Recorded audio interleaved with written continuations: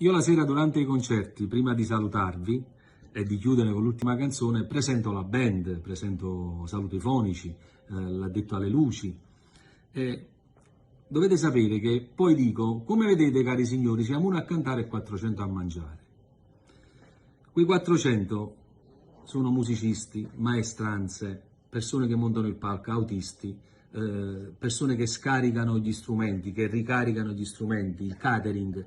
Cioè dietro ogni artista veramente ci sono tante persone che lavorano. Non sono persone, queste sono famiglie, ognuno di loro deve portare il pane a casa e in questo momento storico purtroppo sono abbandonati a se stessi, perché forse noi artisti non abbiamo il problema di fare la spesa, ma queste famiglie sì.